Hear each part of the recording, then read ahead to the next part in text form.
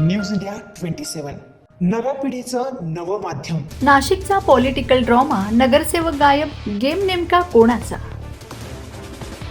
नाशिक विधान परिषद निवडणुकीची रणधुमाळी उडाली आहे आणि याच रणधुमाळीत नाशिकच्या राजकारणात एक अतिशय धक्कादायक आणि चक्रावून टाकणारी घटना समोर आली आहे. निवडणूक म्हटले की नॉट रिचेबल होणं, रिसॉर्ट पॉलिटिक्स हे आपण आजवर ऐकलंय. पण नाशिकमध्ये जे घडलंय त्याने मोठ्या नेत्यांच्या पायाखालची जमीनच सरकली आहे. फुटू नये म्हणून, मतं सुरक्षित राहावीत म्हणून नाशिकच्या नगरसेवकांना एका गुप्त ठिकाणी नेण्याची जय्यत तयारी करण्यात आली होती. यासाठी एकाच वेळी तब्बल 3 आलिशान बसेस दारात हजर झाल्यात. पक्षाच्या बड्या नेत्यांना वाटलं होतं की सगळे शिलेदार गाडीत बसतील आणि मिशन फत्ते होईल. पण जेव्हा बसेस निघाल्या आणि पुढच्या मुक्कामावर पोहोचल्या तेव्हा नेत्यांचे डोळेच पांढरे झालेत. 3 बसेस मिळून अवघे 7 नगरसेवक सोबत गेल्याची धक्कादायक माहिती समोर आली आहे.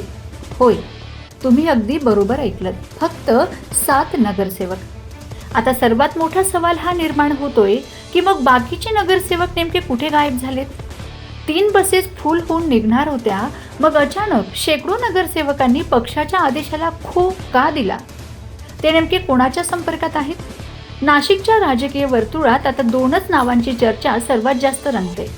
पहिली शक्यता, हे नगरसेवक अपक्ष उमेदवारांच्या गळाला तर लागले नाहीत ना? कारण विधान परिषद निवडणुकीत अपक्ष उमेदवार नेहमीच किंगमेकर ठरण्यासाठी मोठी फिल्डिंग लावत असतात.